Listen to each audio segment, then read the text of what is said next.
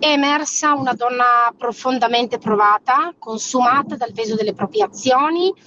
Lorena parla più volte di un gesto salvifico. Lorena ha messo su una bilancia due cose: Alessandro e la nipote. Ha scelto di parlare perché il silenzio sarebbe stato più facile e meno vero. Così Alice Bevilacqua, che con il padre Paolo difende Lorena, accusata dell'omicidio e del vilipendio di cadavere del figlio Alessandro, in concorso con la nuora Meilin, spiega le motivazioni che hanno spinto la loro assistita a chiedere di essere interrogata dal pubblico ministero Giorgio Milillo, che ha chiuso le indagini e ora si appresta a chiedere il rinvio a giudizio delle due donne. C'erano alcuni punti da chiarire che il PM avrebbe voluto già sistemare in fase di indagine, quando però la donna, nell'ultima richiesta di interrogatorio, si avvalse della facoltà di non rispondere. C'erano dei punti molto complessi e hanno riguardato un po' quella che è tutta l'azione omicidiaria, vuoi per quanto riguarda la modalità esecutiva, vuoi per quanto riguarda il fatto successivo.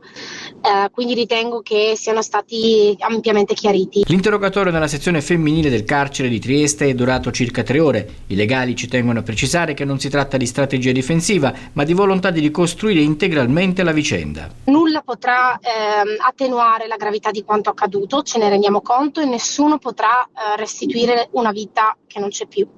Ma riteniamo che comprendere le motivazioni che hanno condotto a un gesto tanto estremo significa restituire complessità umana a una vicenda che non può essere ridotta a una costruzione mediatica. E dalla convinzione maturata in un contesto di enorme sofferenza familiare e personale di dover proteggere la nuora e soprattutto la piccola. Quelle di Lorena nei vari interrogatori restano le uniche dichiarazioni a disposizione del pubblico ministero. Meilin Castro Monsalvo, assistita da Federica Tosel e Francesco De Carlo, ha scelto la strada del silenzio a oltranza. Il PM, nel confermare l'interrogatorio, riferisce che gli elementi emersi non porteranno a una modifica del capo di imputazione, che rimane omicidio volontario pluri e aggravato e vilipendio di cadavere.